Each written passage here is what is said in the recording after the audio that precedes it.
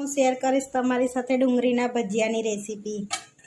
તો અહીં આગળ ડુંગળી મેં લઈ લીધી છે, એક બાઉલ કટ કરી લીધી છે ઝીણી ઝીણી।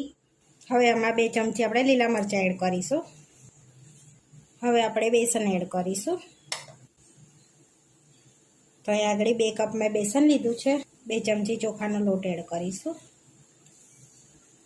થોડી હળદર એડ કરીશું, સ્વાદ પ્રમાણે મીઠું,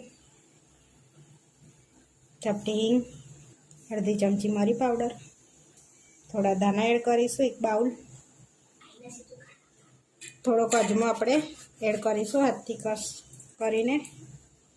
હવે મિક્સ કરી લઈશું। મિક્સ કરી લેવાનું છે આપણે અને જોઈએ એટલું પાણી એડ કરવાનું છે, થોડું પહેલાં કરીશું।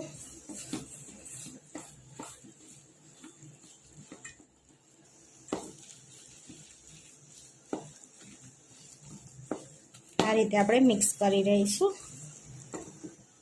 આ રીતનું આપણે બેટર રાખીશું।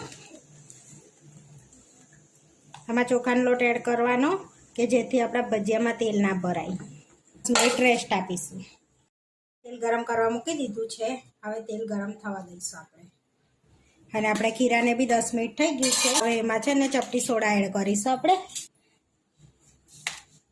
અને એની અંદર આપણે 1 ચમચી ગરમ તેલ એડ કરીશું અને મિક્સ કરી લઈશું।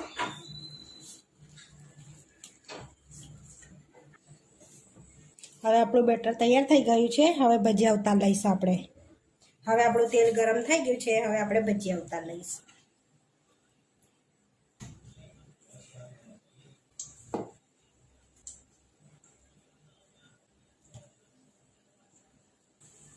હવે આને આપણે ધીમા તાપે તળાવવા દેવાના છે, જેથી અંદર સુધી ડુંગળી આપણી ચડી જાય।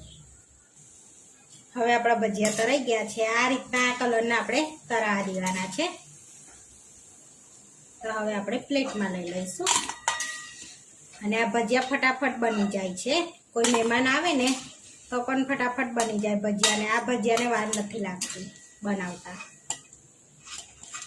ફરીવારના બી આપણે આ રીતે ભજીયા ઉતારી લેવાના છે। પહેલાં ફાસ્ટ ગેસે આપણે ઉતારવાના છે અને ધીમા ગેસે પછી તળાવી દેવાના છે, તો એની જાતે આ ભજીયા ઉપર આવી જશે। હવે એમાં મરચાં એડ કરીને આપણે મરચાં તળી લઈશું।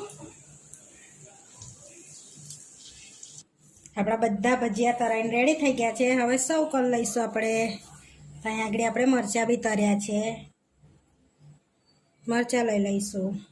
આ રીતે ભજીયા બનાવો તો તમારે ચટણીની બી જરૂર ના પડે, એવા સરસ આપણે જારી પડી છે અંદર, જોઈ શકો છો ભજીયામાં। આ રીતે બનાવવાના ભજીયા।